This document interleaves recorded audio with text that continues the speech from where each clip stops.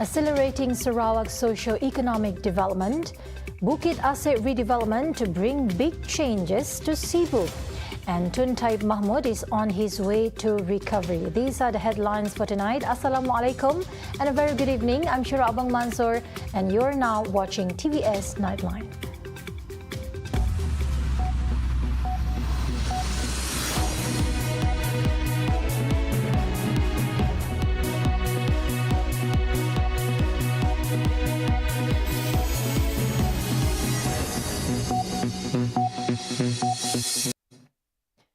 The Sarawak government has raised the ceiling of the state's 12th Malaysia Plan midterm review from 30 billion ringgit to 38 billion ringgit. Premier of Sarawak, Dato' Patinggi Tan Sri Abang Johari Tunopeng said the increase is aimed to accelerate the infrastructure development throughout the region to facilitate inclusive socio-economic development.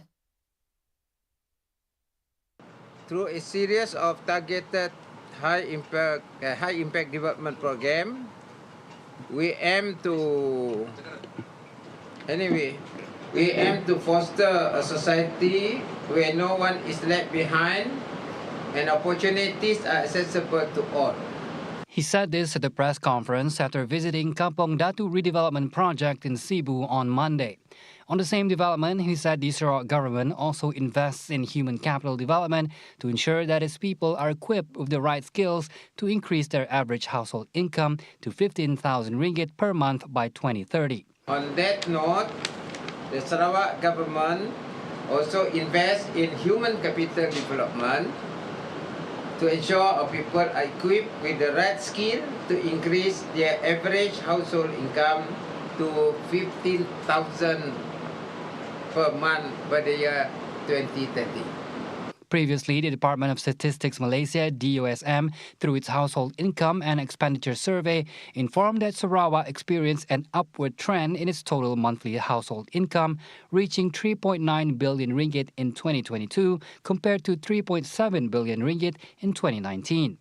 According to Abang Johari, the 5.4% increase trend reflects the government's efforts to ensure balanced and inclusive development throughout the state. The redevelopment of Bukit Assek is primed to make big changes to Cebu City, especially economically. Sarawak Premier Dato' Patinggi Tan Sri Abang Johari Tunopeng said Cebu, which previously relied on the timber industry, now no longer has a main economic sector following the government's implementation of the carbon exchange policy to reduce carbon emissions. Describing the redevelopment project as a game changer, Abang Johari is confident it will make a significant impact on its economy, specifically in the construction and service industries. And Cebu's economy for the next up to 2035 will be propelled or moved by construction industry.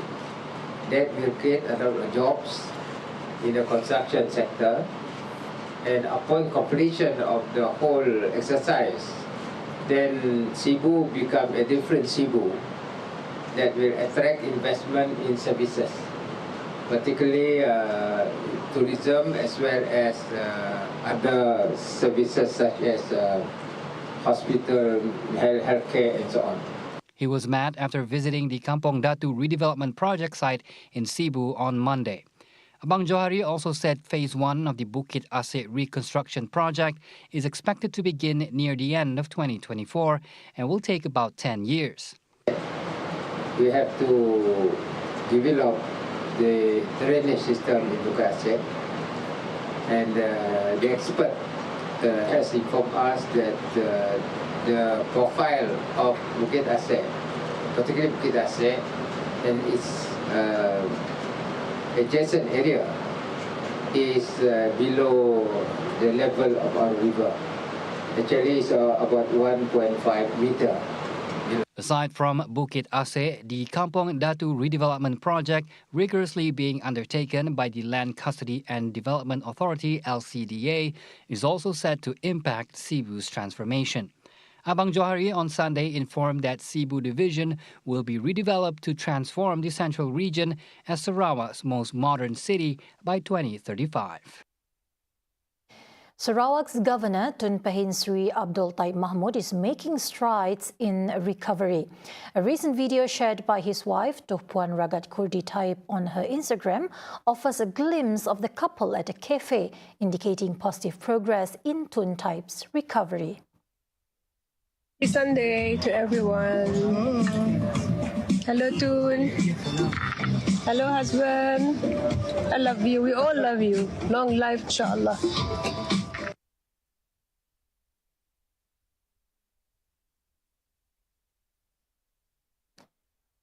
Addressing the swirl of rumours, Astana confirmed last week that Tun Taib is in good health. Following medical advice, he is expected to make a return to Sarawak in due course.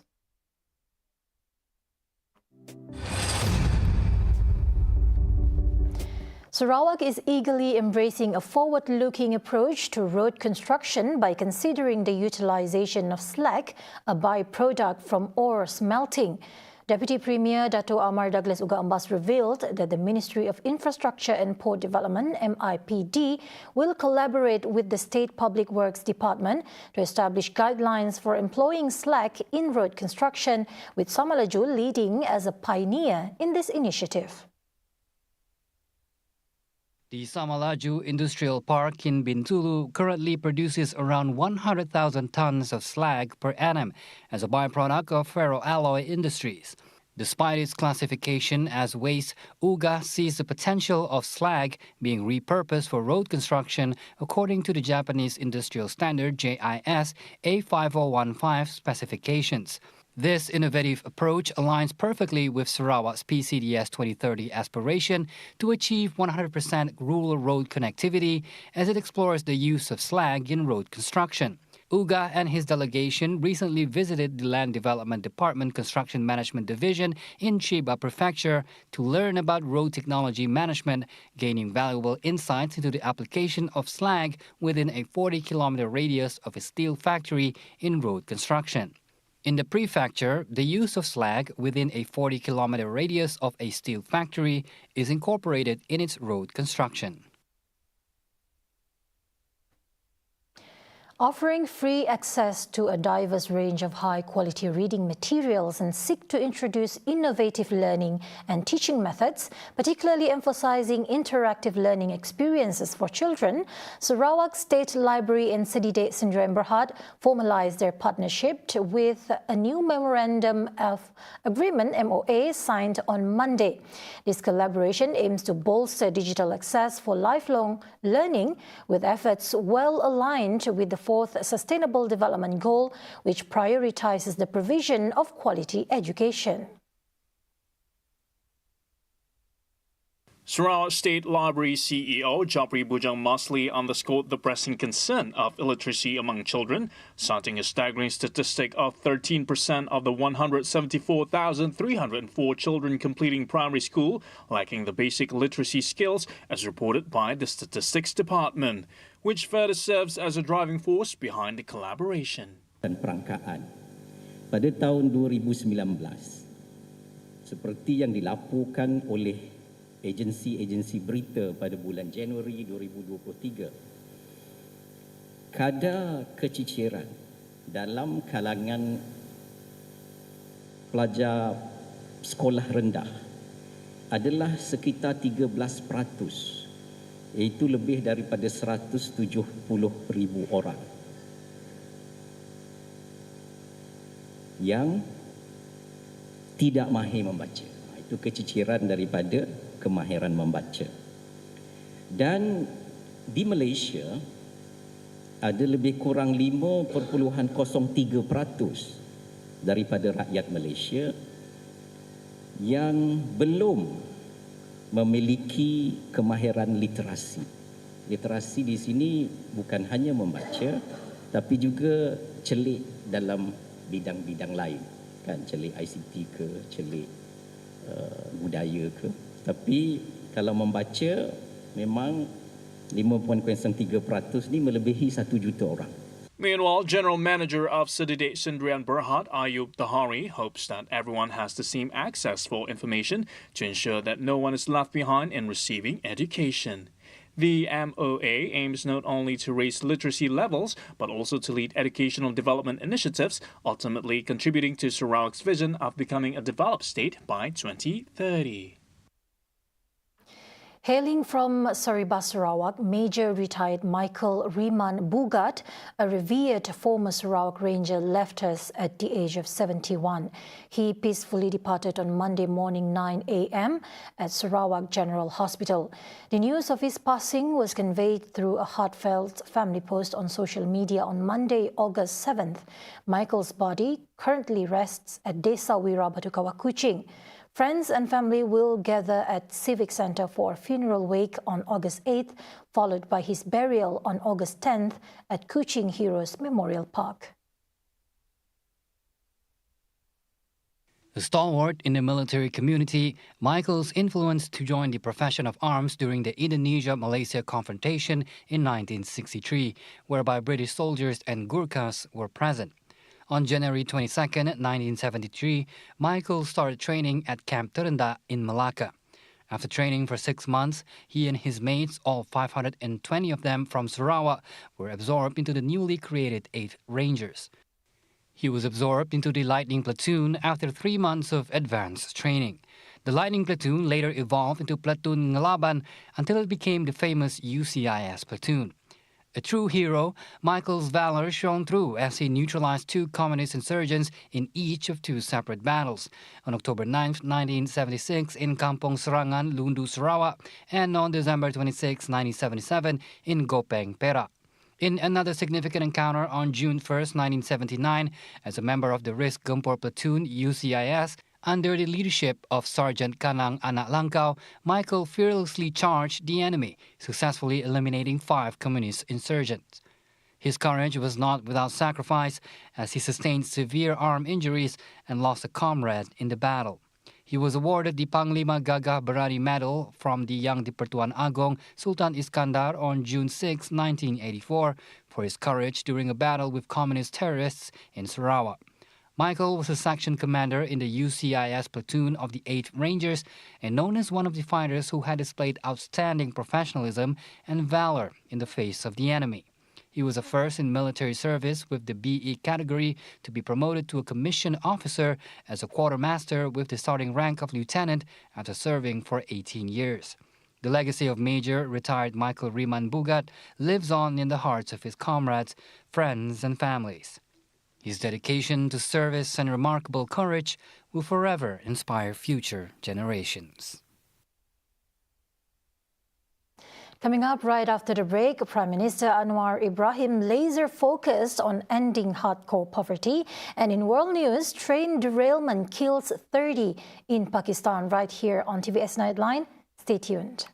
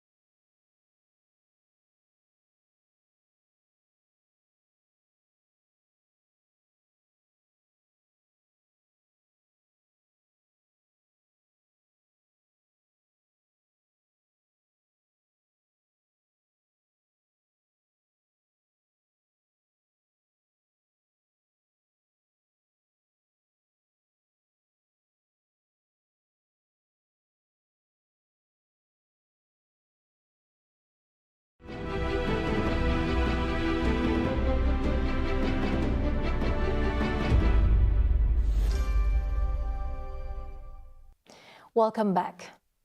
Prime Minister Dato Sri Anwar Ibrahim has reiterated the unity government's commitment to end hardcore poverty this year, even if additional funds are required for the purpose. Anwar said all government ministries and agencies, as well as cabinet ministers, would work hard to realise the goal. Apa maksud hardcore poor? Beli susu anak bayi tak ada rumah, tak cukup. Uniform sekolah tak boleh beli. Sudah ingat saya sebagai Perdana Menteri boleh tidur nyenyak dan fikir orang tu terabai? Tak boleh, sudah. Saya hidup dan Alhamdulillah Tuhan uji saya. Dia mengajar saya, dia mengetuk pintu hati nurani saya. Saya mula ditangkap kes baling orang miskin.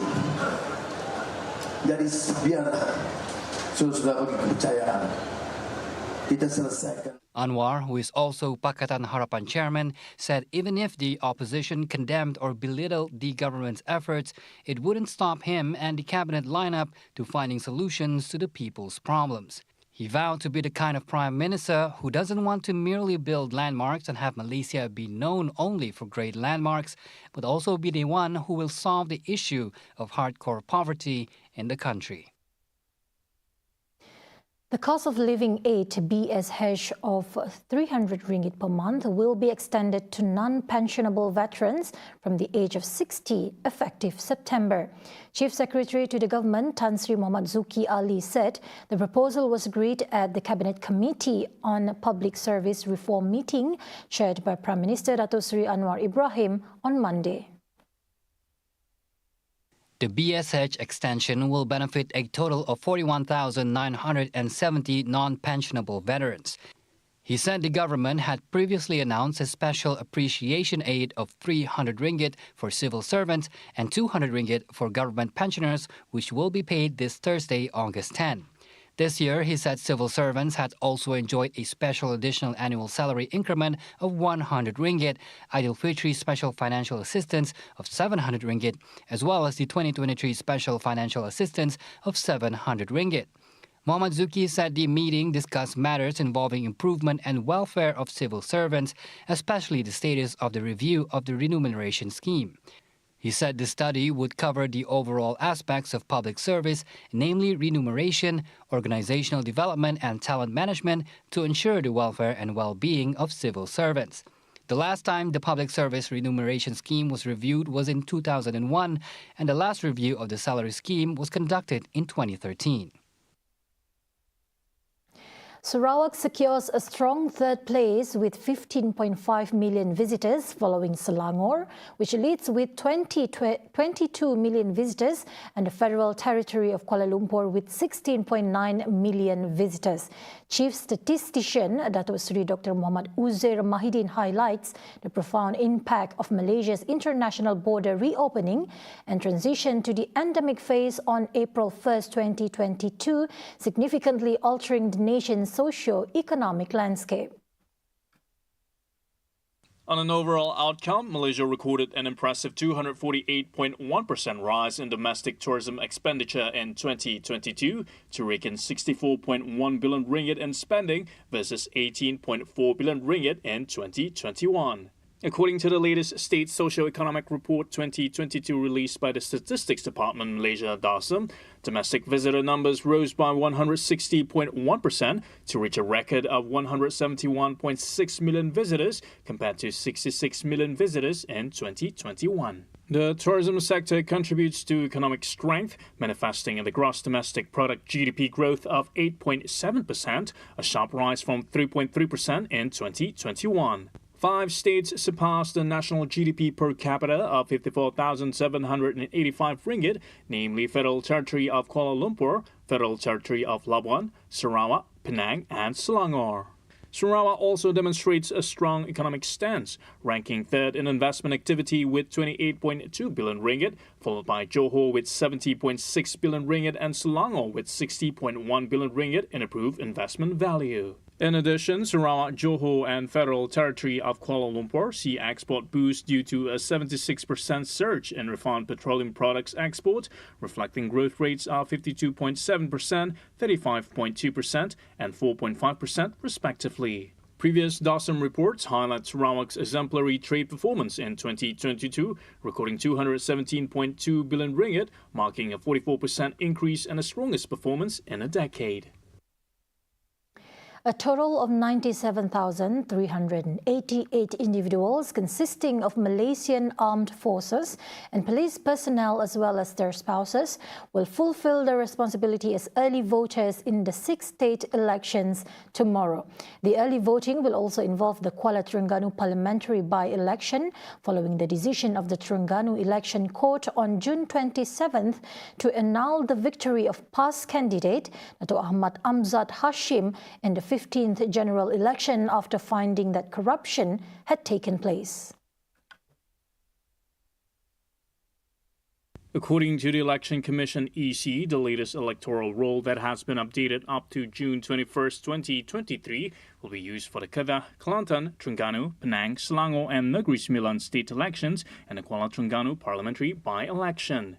The early voting will see 49,660 military personnel and 47,728 police personnel, as well as their spouses, cast their ballots at 260 early polling centres involving 377 channels. Meanwhile, the Kuala Terengganu by-election early voters will involve 1,362 policemen and 35 military personnel along with their spouses, and 4 early polling centres will be open at the Kuala Terengganu Police Contingent headquarters. All the early polling centres for the 6 state elections and the Kuala Terengganu parliamentary by-election will open simultaneously at 8 a.m. and will close in stages according to their locations. The EC has set August 12th as the polling date for the state elections and the Kuala Terengganu by-election, with early voting on August 8th. The elections in the 6 states involve 36 state constituencies in Kedah, Kelantan with 45, Terengganu with 32, Penang with 40, Selangor 56 and 36 in Negeri Sembilan. The campaigning period was set for 14 days, starting from the nomination day on July 29th and will run until 11:59 p.m. on August 11th. The Royal Malaysian Customs Department JKDM scored a major success when it seized 88 kilograms of cocaine estimated to be worth 17.6 million ringgit in a raid at the Kuala Lumpur International Airport Air Cargo Complex, Sepang, Selangor on August 1st. Customs Director General Dato' Zazuli Johan said in the 8 p.m. raid, a team from the narcotics branch of the JKDM headquarters seized 4 boxes containing 995 glass bottles containing capsules suspected to contain cocaine. Hasil pemeriksaan telah mendapati kesemua kotak mengandungi botol kaca yang mengandungi kapsul disyaki dadah berbahaya jenis kokain dengan berat kasar 88 kilo dan anggaran nilai rampasan sebanyak 17.6 juta. Hasil pemeriksaan juga mendapati terdapat alat ganti kenderaan iaitu cakra brake kereta dalam setiap kotak. He said the initial investigation found that the merchandise was imported from the Netherlands and then landed at the KLIA cargo complex as the final destination, with the drug supply being for the domestic market.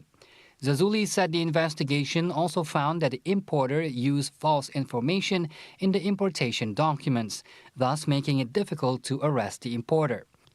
However, investigations are still underway to track down the suspect, who is believed to be a local citizen under Section 39B(1)(a) of the Dangerous Drugs Act 1952. Meanwhile, he said that from January to July, a total of 382 cases of drug procurement across the country had been successfully detected, involving seizures valued at 180.5 million ringgit. Ecstasy recorded the highest value at 96.2 million ringgit, followed by cocaine at 61.6 million ringgit and methamphetamine at 10.5 million ringgit.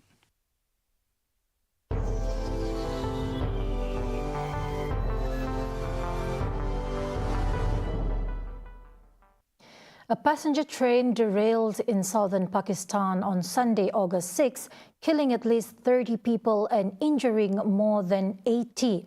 A district official was reported as saying around 10 cars of a passenger train derailed in Nawab Shah district in the southern province of Sindh, roughly 275 kilometers from the country's largest city, Karachi.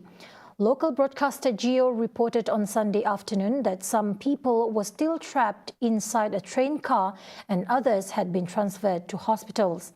Train services to the interior districts of Sindh had been suspended and rescuers dispatched to the area.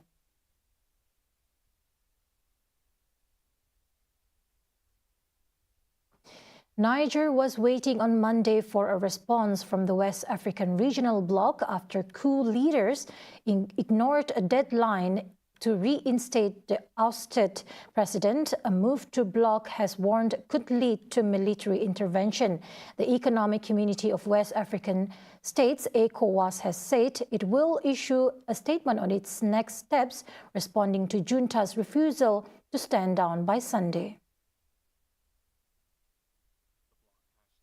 Hard stance on the July 26 power grab, the region's 7th coup in 3 years. Given its uranium and oil riches and its pivotal role in a war with Islamist militants, Niger holds economic and strategic importance for the United States, the European, China and Russia. On Sunday, as the deadline expired, the junta closed its airspace until further notice and said there had been a pre-deployment of forces in preparation for an intervention. An escalation in the standoff with ECOWAS would further destabilize one of the world's poorest regions, which is in the grip of a hunger crisis and battling an Islamist insurgency that has killed thousands and forced millions to flee. ECOWAS defense chiefs agreed on possible military action plan if the detained President Mohamed Bazoum is not released and reinstated, although they said the operational decisions of when and where to strike would be decided by head of states. A major fire broke out at a plastic recycling plant in the United States, New Mexico, with emergency response teams dispatched to the scene as health officers issued warnings. As the situation quickly escalated into a major incident involving multiple jurisdictions, 3 firefighting teams from Albuquerque, Bernalillo County, and Kirtland Air Force Base were sent to combat the intense blaze.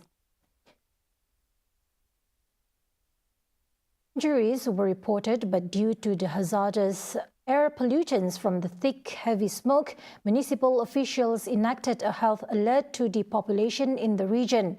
The prevailing wind carried the smoke across portions of southeast Albuquerque and the South Valley, where officials were strongly recommending limited outdoor activities.